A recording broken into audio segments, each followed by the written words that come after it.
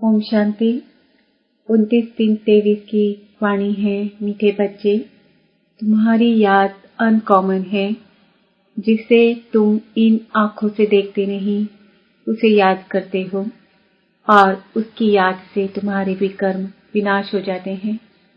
प्रश्न, किस एक आदत का त्याग करो तो सब गुण स्वतः आते जाएंगे? उत्तर, आधा कल्प से देह अभिमान में आने की आदत जो पक्की हो गई है, अब इस आदत का त्याग करो। शिव बाबा जो मौत पिल बेड है उसे याद करो। कोई भी देहधारी की याद ना रहे तो सब क्वालिफिकेशन आ जाएंगी, डिफेक्ट निकल जाएंगे, आत्मा पवित्रता का सागर बन जाएगी, खुशी का पारा चढ़ा रहेगा, सब गुण स्वतः आते जाएंगे। गीत ओम नमः शिवाय। ओम शांति। बच्चों ने अपने बेहद के बाप की महिमा सुनी और बच्चों के आगे वह बेहद का बाप सन्मुख बैठा है। हर एक बच्चे की बुद्धि में यह जरूर आना चाहिए कि हम उस शिव बाबा जिसकी यह महिमा है उसके सन्मुख बैठे हैं और उनसे हम 21 जन्मों के लिए सदा सुख का वर्षा ले रहे हैं। यह याद आने से ही खुशी का पारा चढ़ना चाहिए। ऐसे नहीं जिस समय सामने सुनते हो उस समय याद रहे और फिर भूल जाओ। नहीं, भूलना नहीं चाहिए। बच्चे जानते हैं हम फिर से अपना राज्य भाग्य ले रहे हैं, तो बुद्धि चली जाती है उस निराकार बाप की तरफ। उनको बुद्धि से जाना जाता है। दिन रात बुद्धि में यह याद रहना चाहिए, हम बेहद के बाप से भविष्य 21 जन्मों का वर्षा ले रहे हैं। निश्चय तो पक्का होता ही है। लौकिक माँ बाप में निश्चय बैठा, फिर उनमें संशय थोड़े ही हो सकता है, परंतु यह नई बातें हैं। बुद्धि से बाप को जाना जाता है। बच्चे जानते हैं कि हम शिव बाबा के बने हैं, उनसे ही वर्षा मिलना है। हम कल्प कल्प उस बाप से वर्षा पाते हैं। बुद्धि में याद आता है, बाबा आप द्वारा हमको फिर से राजाई मिल रही है। हम हकदार हैं। जबकि हकदार हैं तो जरूर बाप को याद करना होगा। लौकिक बाप से वर्षा लेते हैं, वह तो बहुत याद पड़ जाता है। इसमें अनकॉमन बात यह है, जो बाप को याद करने से हमारे पाप भस्म होंगे, इसलिए बाप को याद करना पड़ता है। लौकिक बाप की याद तो ऑटोमेटिकली रहती है, इन आंखों से देखते हैं। बच्चा पैदा होता और मम्मा बाबा कहता रहता, यह बाप इन आंखों से दिखाई नहीं पड़ता, बुद्धि से याद करना है। हम शिव बाबा की ब्रह्मा द्वारा संतान बने हैं और 21 जन्मों का वर्षा पाने के लिए श्रीमत पर पुरुषार्थ करते रहते हैं। इसमें पहले पहले मुख्य है पवित्रता। जितना याद करेंगे बुद्धि पवित्र होती जाएगी। ऐसे नहीं समझना हम तो बच्चे हैं ही हैं। बाप को याद नहीं करेंगे तो विकर्म विनाश नहीं होंगे। बहुत बच्चे समझते हैं हम तो बच्चे हैं और बाप को याद नहीं करते। कहते हैं ना, मुख से राम राम कहो, परंतु इस राम शिव बाबा का चित्र तो है नहीं। इसलिए मनुष्यों का बुद्धि योग चला जाता है उस राम तरफ। सदगति दाता शिव को तो सभी भूले हुए हैं। अभी तुम जानते हो शिव बाबा आया हुआ है। पहले तो जरूर रचयिता शिव बाबा आया होगा, तब ही स्वर्ग की रचना रची होगी। उनके बाद फिर राम का राज्य चला। अब तुम सत्युग त्रेता में राज्य करने के लिए बाप से वर्षा ले रहे हो। यह बुद्धि में चलना चाहिए। परम पिता परमात्मा शिव आते ही एक बार हैं। राम सीता लक्ष्मी नारायण आदि भी एक ही बार आते हैं, भल पुनर्जन्म लेते हैं, परंतु नाम रूप देश काल सभी बदल जाता है। राम सीता भी प्रारब्ध भोगने के लिए पुनर्जन्म लेते हैं। यह ज्ञान सारा बुद्धि में टपकना चाहिए तो खुशी रहेगी। स्वर्ग के रचयिता बाप से तुमको इस समय वर्षा मिल सकता है। बेहद के बाप को याद तो सभी करते हैं, बाप नई सृष्टि रचता है तो सभी सुखी हो जाते हैं। इस समय तो सभी दुखी हैं। यह ड्रामा ही सुख दुख का बना हुआ है। सुख में कौन राज्य करते हैं? लक्ष्मी नारायण। फिर त्रेता में राम सीता। तुम जानते हो इतने वर्ष इस घराने का राज्य चलता है। क्रिश्चियन समझेंगे हमारे क्राइस्ट ने राजाई रची, फिर Edward the first, Edward the second राज्य करते आए। पास्ट होता जाता है ना। भारतवासियों को तो कुछ भी पता नहीं है। तुम बच्चे जानते हो सतयुग में लक्ष्मी नारायण का राज्य था, जिसको ही हेवन स्वर्ग कहा जाता है, जो बाप ही स्थापन करते हैं। पति दुनिया में आए तब तो पावन बनाए, यह याद रहना चाहिए। हम उस बाप से बेहद का वर्षा ले रहे हैं श्रीमत पर और धारणा कर रहे हैं। यह भूलना नहीं चाहिए। बरोबर शिव बाबा कल पहले भी आया था, जिसका यादगार भी है। अब वह फिर से आया हुआ है। पहले आते हैं निराकार शिव बाबा, वह आकर तुमको देवी देवता बनाते हैं। सतयुग में लक्ष्मी नारायण प्रैक्टिकल में राज्य करेंगे, फिर भक्ति मार्ग में पुजारी बन चित्र आदि बनाएंगे। लक्ष्मी नारायण का इस समय कोई एक्यूरेट चित्र तो नहीं है, फिर प्रैक्टिकल में आएंगे। अब शिव बाबा तुमको प्रैक्टिकल में पढ़ा रहे हैं ब्रह्मा द्वारा। कितनी सीधी बात है। और कोई भी स्कूल में ऐसे नहीं कहेंगे तुम्हारी आत्मा पढ़ती है, टीचर की आत्मा हमको पढ़ाती है। वह सब मनुष्य को पढ़ाते हैं। वास्तव में पढ़ाती आत्मा है। आत्मा ही ऑर्गन्स द्वारा पढ़ती है। आत्मा कहती है मैं अब बैरिस्टर बन गया हूँ। नॉलेज से बैरिस्टर बनते हैं। यहाँ तो है वंडरफुल बात। निराकार शिव बाबा निराकार आत्माओं से बात कर रहे हैं। आत्मा में संस्कार रहते हैं। मनुष्य यह भूल जाते हैं। निराकार बाप इन द्वारा समझाते हैं। उनका एक ही नाम शिव है। तुम भी कहते हो शिव बाबा। बुद्धि ऊपर चली जाती है। लौकिक बाप को याद करने से शरीर याद आ जाएगा। शिव बाबा का शरीर तो है नहीं। परमात्मा का मंदिर ही निराकारी रूप का है। आकारी देवता हैं, साकारी मनुष्य है। वह है ही निराकार शिव। तुम्हारी आत्मा अब नॉलेजफुल बन रही है। बाप कहते हैं मैं निराकार हूँ। मेरे में सृष्टि के आदि मध्य अंत का नॉलेज है। मैं तुमको पढ़ाता हूँ इस मुख द्वारा। तुम भी मेरे समान नॉलेजफुल बन जाओ। यह नॉलेज सिवाय निराकार बाप के कोई दे नहीं सकता। निराकार परमात्मा को ही नॉलेजफुल, ब्लिसफुल, पतित पावन कहा जाता है। बाबा कहते हैं पुरानी दुनिया को बदल, नई दुनिया मैं ही बनाता हूँ। जैसे मुझ निराकार में सारे झाड़ की नॉलेज है, वैसे तुम आत्माओं को भी बनाता हूँ।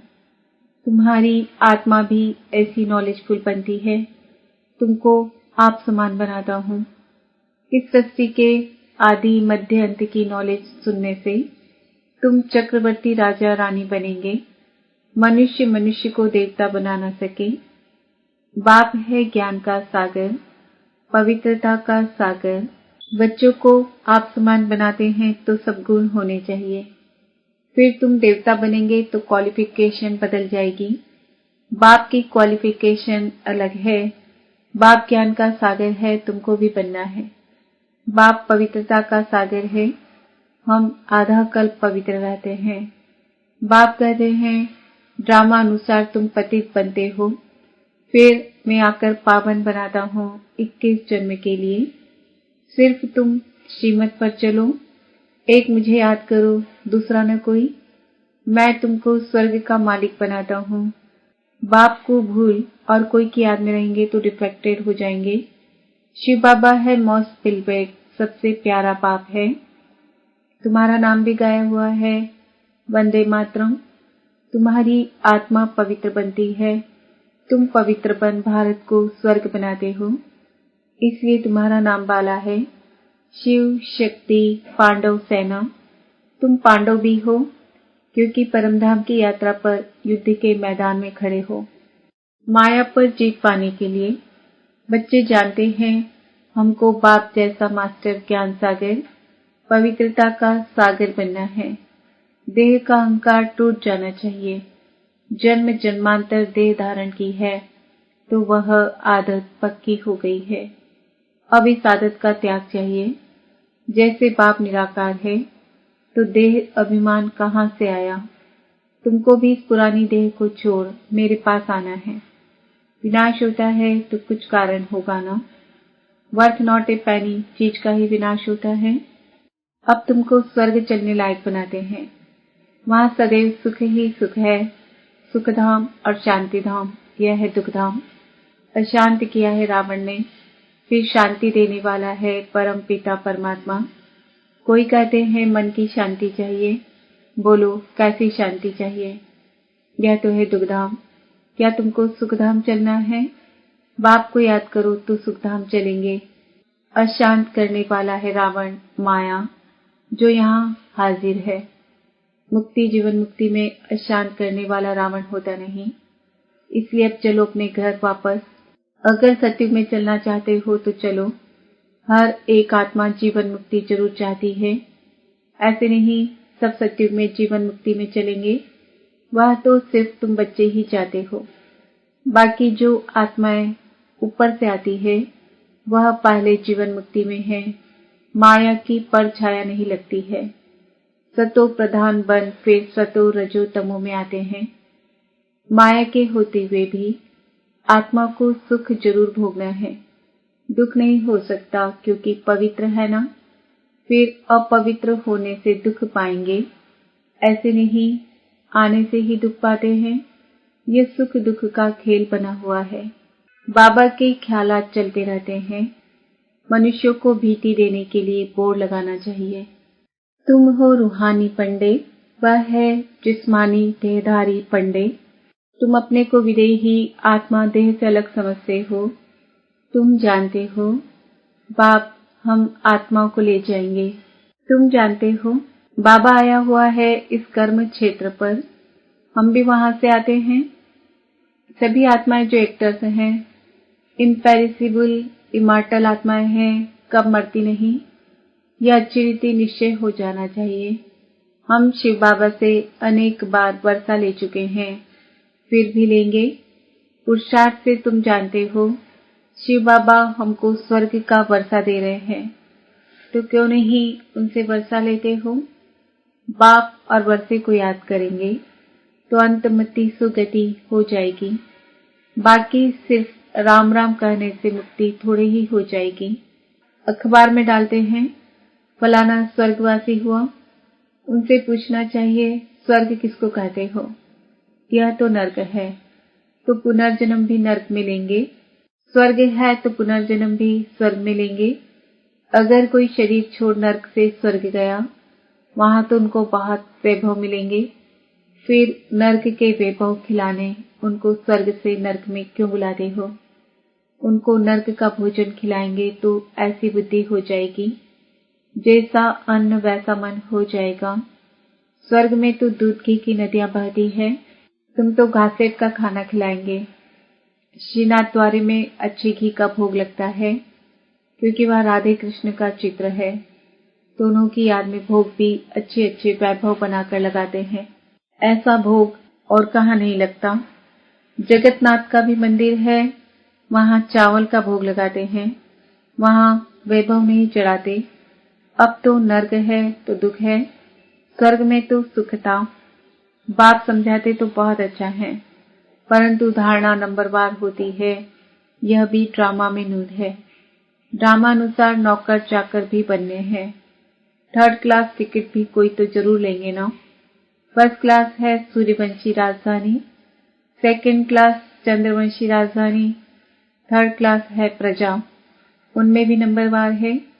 अब जिसको जो टिकट चाहिए वह लेवे। अच्छा मीठे मीठे सिकिलदे बच्चों प्रति माता पिता बाप दादा का याद प्यार और गुड मॉर्निंग। रूहानी बाप की रूहानी बच्चों को नमस्ते। हम रूहानी बच्चों की रूहानी बाप दादा को याद प्यार गुड मॉर्निंग, नमस्ते, ओम शांति। धारणा के लिए मुख्य सार। बाप समान ज्ञान का सागर, पवित्रता का सागर बनना है, विदेही बनने का अभ्यास करना है। बाप की याद से बुद्धि को पवित्र बनाना है। सदा इसी नशे में रहना है कि बेहद के बाप से हम 21 जन्मों का वर्षा ले रहे हैं। वरदान। न्यारेपन के अभ्यास द्वारा पास विद ऑनर होने वाले ब्रह्मा बाप समान भव। जैसे ब्रह्मा बाप ने साकार जीवन में कर्मातीत होने के पहले न्यारे और प्यारे रहने के अभ्यास का प्रत्यक्ष अनुभव कराया, सेवा व कोई कर्म छोड़ा नहीं, लेकिन न्यारे होकर सेवा की। यह न्यारापन हर कर्म में सफलता सहज अनुभव कराता है। तो सेवा का विस्तार बल कितना भी बढ़ाओ, लेकिन विस्तार में जाते सार की स्थिति का अभ्यास कम न हो, तब ही डबल लाइट बन कर्मातीत स्थिति को प्राप्त कर डबल ताजधारी ब्रह्मा बाप समान पास विद ऑनर बनेंगे। स्लोगन। स्वयं को ऐसा शक्ति स्तंभ बनाओ जो अनेकों को नई जीवन बनाने की शक्ति प्राप्त हो। आज का स्वमान है, मैं आत्मा पास विद ऑनर होने वाली ब्रह्मा